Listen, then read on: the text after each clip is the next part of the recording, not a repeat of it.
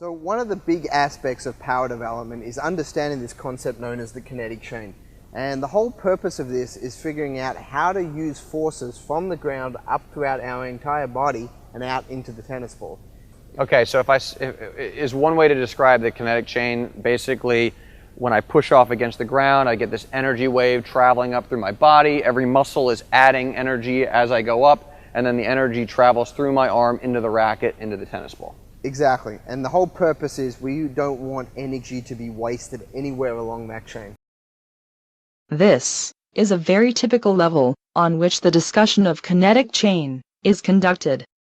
It never raises any higher than just stripping this concept completely out of its original context and inserting it into the delightful realm of the New Age mechanics, where of course the only true knowledge resides, where the proof is no longer in the pudding, where physics and math are held in contempt and common sense can simply be tossed aside, where nothing needs to be measured, weighed, or seen by the naked eye, where mysterious energy just flows through your body, from your toes to your fingertips, and in order to harness it, all you need to do is simply to believe. Believe in the system. The systems that are being offered are numerous and differ enough to cater to all segments of the market. But, in a nutshell, they do not stray too far from their basic concept. This concept describes multiple independent force-generating hubs, which are the legs, the torso, the arm, and the wrist. And, according to this design, we are required to activate these hubs, one at a time, in a very particular order, each part of the body, in very close cooperation with all the other parts, will perform some task, the product of which will be added up to the sum total. And in the end, we will accumulate the desired result, which is the tennis stroke. Unfortunately, this is only a delusional fantasy, which does not work in the real world. This utopian technique is drummed up and propagated by people who are not burdened by even the basic understanding of mechanics, who probably never held a hammer in their hands, and therefore never concerned themselves with such minor details as human limitations. Just try to imagine a clock design where each of the hands, the hour, minute, and second, is driven by a separate spring, with its own separate drive mechanism, and works independently from the others. How reliable or how precise do you think this clock would be? Just because we are blessed with the ability to move our body parts independently, it does not mean that we must do it at every opportunity that comes along. The problem is that this wonderful ability can easily be turned into a dreadful liability if not applied smartly. And that is exactly what's been happening with the majority of tennis players, pros and amateurs alike. That's what's wrong with this system.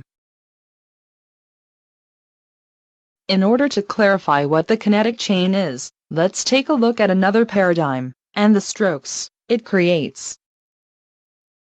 There is only one force-generating hub in this system. For any ball striking, that would be the legs-hips combination. All other members of this mechanism are followers.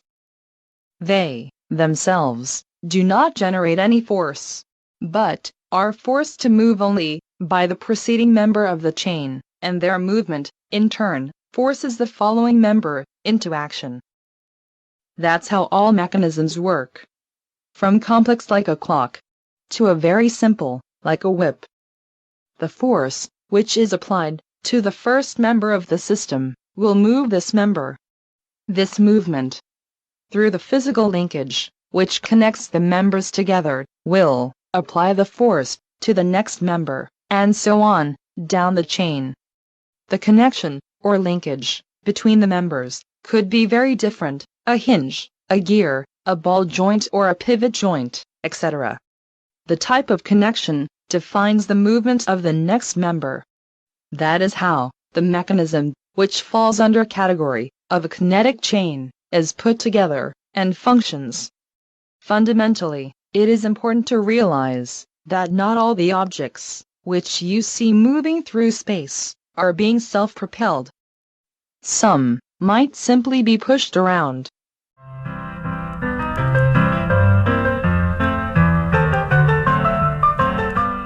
The engine.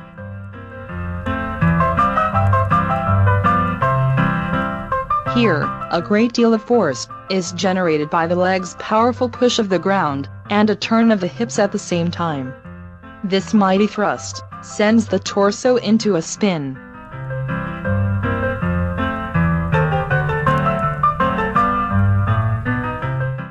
The car.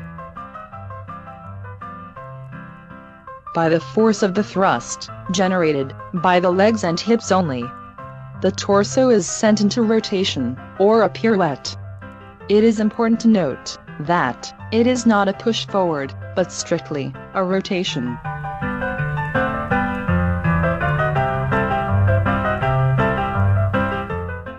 And finally, the caboose. The arm is swinging freely, propelled only by the torso's momentum. No other force is applied to the arm. The arm, together with the racket, is simply going for a ride. And, along the way, they will have a brief encounter with the ball, which is called a stroke.